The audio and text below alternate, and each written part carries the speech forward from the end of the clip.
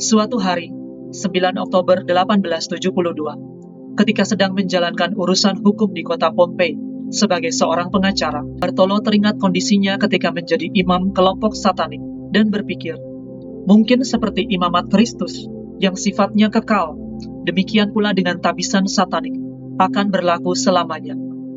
Bartolo merasa jangan-jangan ia masih menjadi budak setan dan setan sedang menunggunya di neraka. Pompei, sebuah kota terkenal di Italia, seringkali diulas perihal peradabannya yang begitu memukau sebelum terjadinya letusan dahsyat Gunung Vesuvius di tahun 79 Masehi, dan juga wabah malaria di tahun 1740 yang menewaskan sebagian besar penduduk. Pada abad-abad selanjutnya, Pompei banyak mengalami kemerosotan dalam segala aspek. Dikenal sebagai kota yang kumuh, miskin dan tidak bermoral. Maraknya perampok dan pengaruh okultisme yang begitu kuat di masyarakat. Tetapi ternyata Tuhan tidak pernah meninggalkan anak-anaknya, dan tempat yang paling tidak mungkin menurut ukuran manusia malah dipilih untuk menunjukkan kemurahannya. Bartolo Longo lahir dari keluarga Katolik yang sangat taat di kota kecil Latiano dekat Brindisi, Italia Selatan, 10 Februari 1841. Seorang anak yang lincah, terkadang agak nakal dan cenderung pemarah, namun sangat cerdas dan ramah. Pada usia 10 tahun, ibunya meninggal dunia dan ia mulai kehilangan arah hidup. Bartolo Longo selanjutnya menempuh kuliahnya di Universitas Napoli dan mengambil jurusan hukum. Pada masa itu terjadi pergolakan besar di negaranya. Adanya usaha melenyapkan pengaruh Paus dan Gereja Katolik terhadap Italia.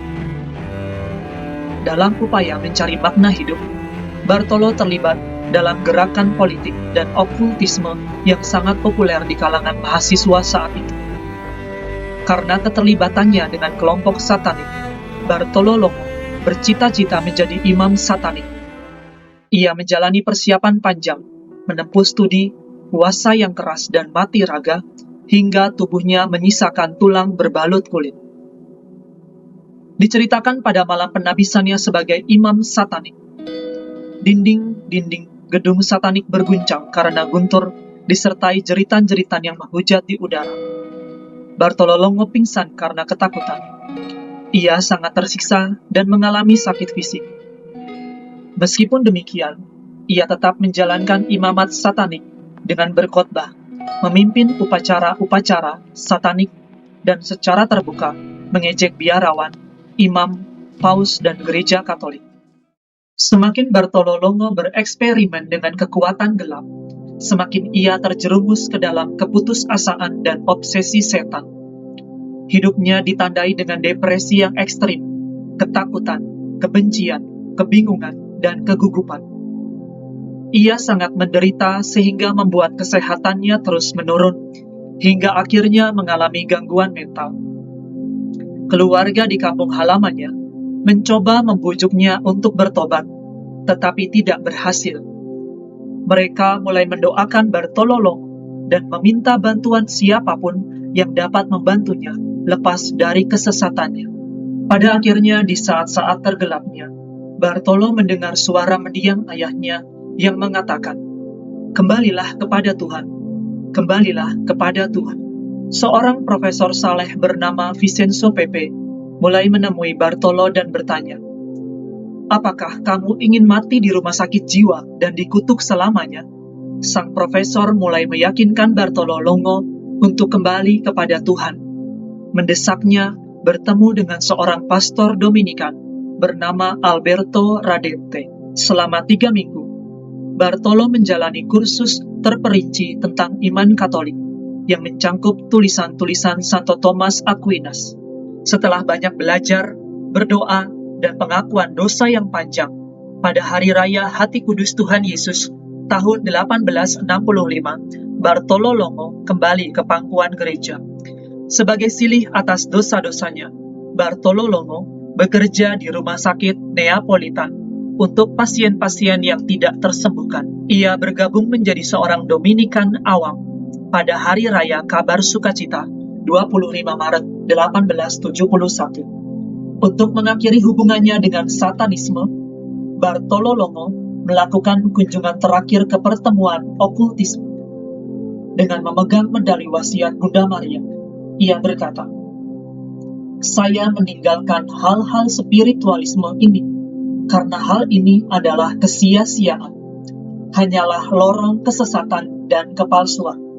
Bartolo Longo kemudian pergi ke pesta-pesta mahasiswa dan kafe-kafe mencela kelompok satanik dan menyatakan imannya kepada gereja Katolik.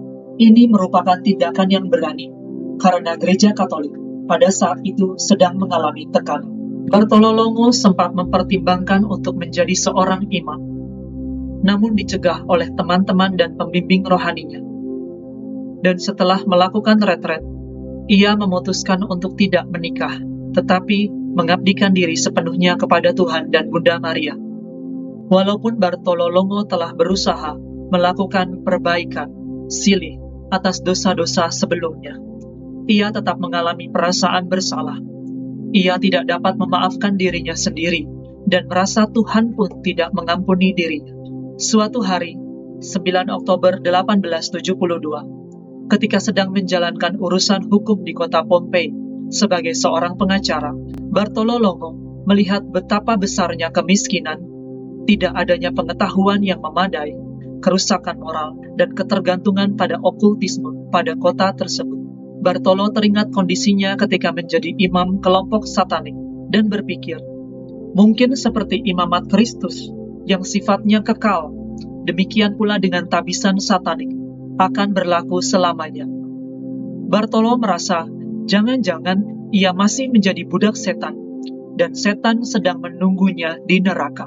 Bartolo Longo mengalami keputusasaan yang mendalam dan hampir bunuh diri. Namun tiba-tiba, Bartolo seperti mendengar suatu gema kata-kata Bunda Maria kepada Santo Dominikus. Orang yang menyebar luaskan rosarioku akan diselamatkan. Kata-kata tersebut membawa terang bagi jiwanya. Bartolo berlutut dan berkata, "Jika kata-katamu ini benar, izinkanlah aku diselamatkan oleh rosario. Aku tidak akan meninggalkan dunia ini sebelum menyebarkan rosario." Seketika lonceng gereja Pompei bergema keras, memanggil umat untuk berdoa malaikat Tuhan, seolah-olah menandai janji Bartolo Longo. Bartolo Longo tidak membuang-buang waktu. Di kota Pompei tersebut, dengan uangnya sendiri, ia mengadakan festival Rosario Suci untuk menarik perhatian masyarakat. Namun setelah festival berakhir, tidak ada kemajuan dalam perkembangan iman dan kesalehan umat. Maka Bartolo Longo pun membentuk persaudaraan Rosario. Melalui komunitas itu, ia mengajar katekese, mengatur renovasi gereja lama, dan mengumpulkan uang untuk membangun altar yang didedikasikan kepada Bunda Maria Ratu Rosario. Bartolo Longo juga menulis buku-buku tentang Rosario dan menyusun novena serta buku panduan doa. Pembangunan Basilika Bunda Maria Ratu Rosario Pompei dan mukjizat yang menyertainya akan kita bahas pada part 2 dalam semua karya yang dilakukan oleh Bartolo Longo. Ia dibantu oleh seorang janda muda yang kaya bernama Kontes Mariana di Fusco. Ketika rumor jahat mulai menyebar tentang hubungan antara janda itu dan pengacara yang tampan dan cerdas, Bartolo Longo dan Kontes Mariana berkonsultasi dengan Paus Leo ke-13, seorang yang begitu berdevosi dengan rosario. Paus Leo XIII mengatakan, "Pengacara, Anda bebas. Kontes, Anda seorang janda. Menikahlah dan tak seorang pun dapat mengatakan apapun terhadap Anda." Maka pada tanggal 7 April 1885, mereka menikah.